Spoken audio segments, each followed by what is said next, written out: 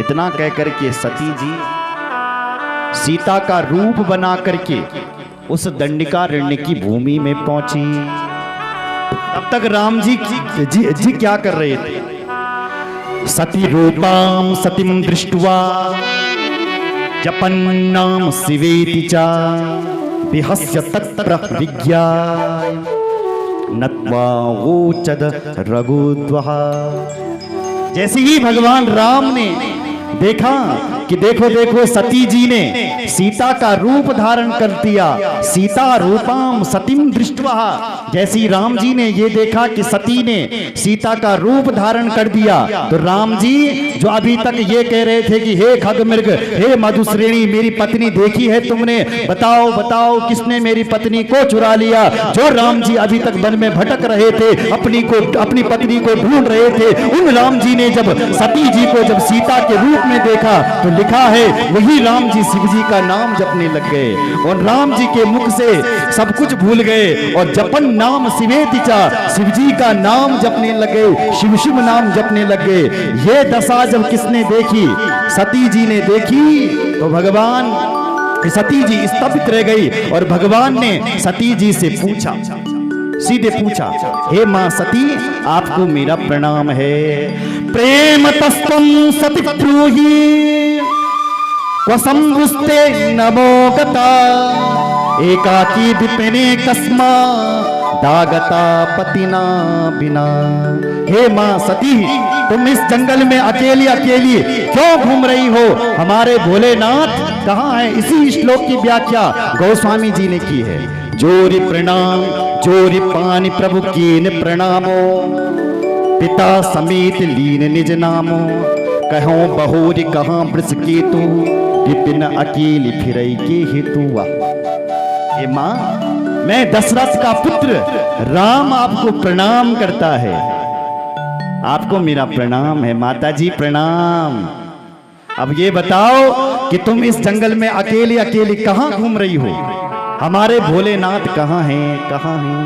कहो बहोरी कहाँ वृष केतु, कहाँ है हमारे भोलेनाथ? और विपिन अकेली फिरई के हेतु। इस जंगल में अकेली अकेली क्यों फिर रही हो? क्यों आ रखी हो? अब सती जी के तो होश उड़ गए। सती जी सोचने लगी कि मैं तो ये राम जी की पत्नी बनी हूं और ये मुझे प्रणाम कर रहे हैं। ओहो, मुझसे गलती हो गई कि मैंने अपने पति शंकर का कहना नहीं माना। मैं शंकर कहा न माना, निज आज्ञा राम पर गाना। जाय तरौ अब देह कहा और उपजा अति दारुण दाहा। मुझसे कितनी बड़ी गलती हो गई है कि मैंने शंकर जी का कहना नहीं माना। मेरा पति शंकर जी मैंने कत्या समझाए कि ये भगवान है, भगवान है, भगवान है, पर मैंने अपना पति की बात एक नहीं मानी।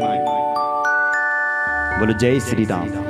और मैं उन भगवान राम की परीक्षा लेने ये बोलो जय श्री राम। इतनी बड़ी मुझसे गलती हो गई। आंख बंद करके शिवजी का ध्यान करने लगी, लेकिन शिवजी का ध्यान मन में नहीं आया। महाराज, शिवजी का ध्यान नहीं आया। साक्षात भगवान नारायण की वो मूर्ति दिख गई। भगवान नारायण का वो विराट स्वरूप दिख गया। जैसे अर्जुन को भगवान ने दिव्य चक्षु देख करके अपना विराट स्वरूप दिखाया था, ऐसी ही सती जी को भी राम जी ने अपना विराट रूप दिखा दिया। सती जी क्या देख रही है कि बंदत चरण करत प्रभु सेवा, विविध वेश देखे सब देवा। सारे देवताओं को भगवान की स्तुति करते हुए देखा कि चारों तरफ से उनकी जय जयकार हो रही है। एक तरफ से जा रहे हैं और एक तरफ से आ रहे हैं। विराट भगवान का दर्शन हो गया। तो देख और तुरंत अपने आंखों को खोला कि ये मैं क्या देख रहे हो? बहुरे बिले क्यों नयन उघारी। अपने आंखों को खोला कि मैं ये क्या देख रही हूँ। तो कछु न दीख तह दक्ष कुमारी। जब दोबारा देखने की कोशिश की तो कुछ भी दिखाई नहीं पड़ा। फिर शिवजी का ध्यान किया तो क्या देखा कि सीता, राम और लखन सामने दिखाई पड़े। राम लखन सीता, आगे राम सहित श्री भ्राता। सबसे आगे राम है, बीच में सीता जी है और पीछे से छोटे भाई दिखाई दे रहे हैं। जय श्री राम। ये स्थिति जब सती जी ने देखी तो भगवान राम बोले, देवी इस रूप को छोड़ दो। पर सती जी प्रभु के पास प्रणाम करके आई राम जी के पास, और सती जी ने राम जी से पूछा।